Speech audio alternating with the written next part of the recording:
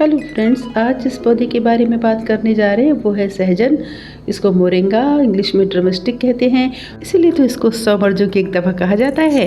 देखिए, बरसात का मौसम लगभग समाप्त हो रहा है और सर्दियों ने दस्तक दे दी है। और फ्रेंड्स, इस वीडियो में मैं सारी जानकारी आपको दूंगी कि कैसे हम मोरिंगा का पौधा लगा सकते हैं, कौन सी इसकी विधियाँ होती हैं जिससे कि बहुत पौधा ग्रो करेगा। और ये सारी जानकारी आपको दी जा रही है मॉडर्न गार्डनिंग एंड फार्मिंग के सौजन्य से।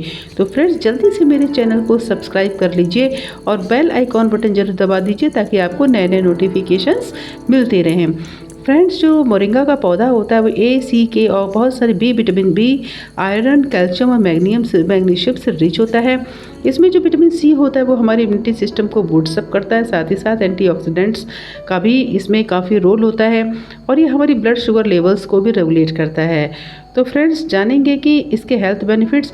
ये विटामिन्स और एंटीऑक्सीडेंट रिच होता है, इस ब्लड शुगर लेवल्स को कंट्रोल करता है, इम्यूनिटी को इंक्रीज करता है, डाइजेशन को इम्प्रूव करता है और साथ ही साथ बैक्टीरिया और जर्म से भी ये फाइट करता है। इसकी ग्रोथ के लिए बेस्ट टेम्परेचर 25 से 35 डिग्री सेल्सियस अच्छा माना गया है। तो फ्रेंड्स, ये बरसात के मौसम में बहुत अच्छा ग्रो करता है। तो जानेंगे कौन कौन सी विधियां हैं, कैसे नया पौधा नया पेड़ तैयार करें। इसकी 2 विधियां होती हैं। पहली विधि है कटिंग के द्वारा, यानी कटिंग करके आप पौधे को लगा सकते हैं। ये विधि बेहद आसान है। कोई भी मैच्योर टहनी को आप तोड़ लीजिए। देख लीजिए, इस मैच्योर टहनी को हमने काट लिया है। इसकी टहनी जो होती है बड़ी डेलिकेट, यानी कि बड़ी नरम होती है और बड़ी आसानी से कट जाती है। आप देख सकते हैं इसका तना जो है काफ़ी जूसी टाइप का है, जिसकी वजह से थोड़ा सा भी अगर इस पर आप कटिंग करने के लिए इसमें प्रेशर क्रिएट करेंगे तो ये पौधा का जो टहनी है वो अलग हो जाएगा। इसको कटिंग करने के बाद जिसकी साइड ब्रांचेस है इसको भी अच्छी तरीके से कट कर लेंगे और धीरे धीरे करके जो पूरा मेन टहनी है इस साइड ब्रांचेस को हमें हटा देना है। और सबसे अच्छा प्रोपोगेशन का तरीका यही होता है, जब मार्च में फल ख़त्म हो जाते हैं तब अप्रैल और मई में आप इसकी टहनी को ज़मीन में गाड़ दीजिए, जिससे कि डायरेक्ट अगले साल आपका पौधा बरसात में बढ़कर बड़ा हो जाता है। नेक्स्ट ईयर में इसमें फ्लावरिंग और फ्रूटिंग शुरू हो जाती है। तो सबसे अच्छा तरीका यही है। इससे आप अच्छी स्पीशीज़, यानी जिसमें ज़्यादा फल लग रहे हों वैसे पौधे का चयन कर लीजिए और उसकी टहनी को इस तरीके से कटाई छटाई करके एक टहनी तैयार कर लीजिए और उसको डायरेक्ट मिट्टी में गड़ा देंगे। तो इससे 1 साल बाद नए फूल और फल तैयार हो जाएंगे। जैसे देखिए, हमने इस टहनी को तैयार किया है और ये देखिए हमने गड्ढा कर दिया है। लगभग हमने आधा फीट गहरा गड्ढा किया है। आप टहनी के हिसाब से, अगर टहनी मोटी है और लंबी है तो आप 1 से 1.5 फीट का भी गहरा गड्ढा खोद सकते हैं। तो हमने यहाँ पर लगभग 1 फीट के आसपास लगभग गड्ढा कर लिया है और इसमें हम इस टहनी को अच्छी तरीके से खड़ा करके लगा देंगे। मोटा सिरा नीचे की तरफ रखेंगे, पतला सिरा ऊपर की तरफ रखेंगे और इस तरीके से हमें टहनी को लगा देना है। इसके लिए कोई फर्टिलाइज़र की ज़रूरत नहीं है। जहाँ भी बैरन लैंड हो, ऊंची ज़मीन हो, वहाँ पे हमें इसको लगाना है। निचली ज़मीन पर लगाने से या पानी भरे रहने पर ये सहजन का पौधा ख़राब हो जाता है। इसलिए सूखी ज़मीन का ही उपयोग करें। जहाँ पर आपको पानी का दिक्कत हो वहाँ पर आप सहजन का पौधा लगा सकते हैं और हर साल मार्च अप्रैल में इसकी फलियों की सब्जी खा सकते हैं। वैसे आजकल इसमें एक स्पीशीज भी आ गई है जिसमें कि अराउंड द ईयर फ्लावरिंग होती है, फ्रूटिंग होती है। लेकिन इधर नॉर्थ इंडियन कंडीशन, यानी कि अगर यूपी बिहार की बात करें, राजस्थान की बात करें, मध्य प्रदेश की बात करें, तो यहाँ पर इस वैरायटी में फूल तो सेट होते हैं मगर फल नहीं लगते हैं।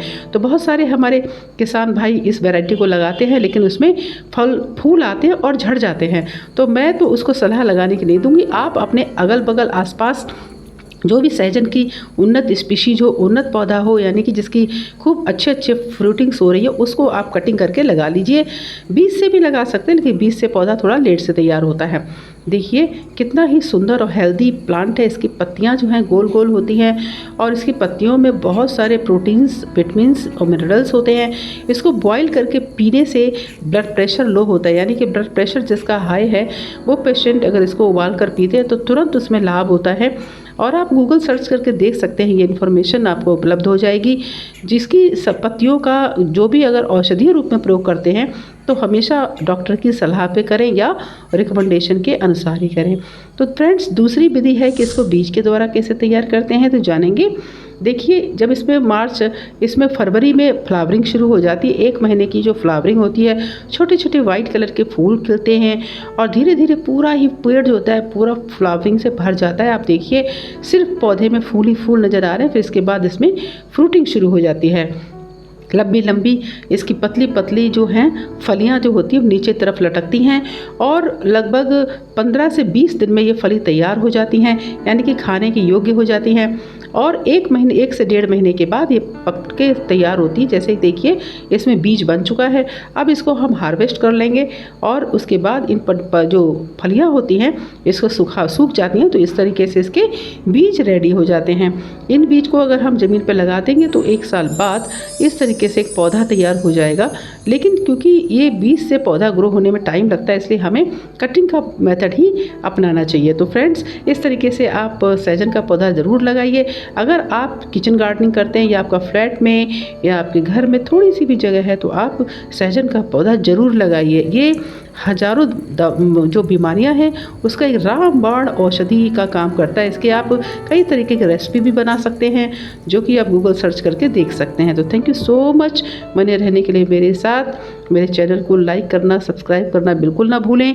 इसी तरीके से मेरे चैनल को आप लाइक करते रहिए। Thank you so much, bye bye.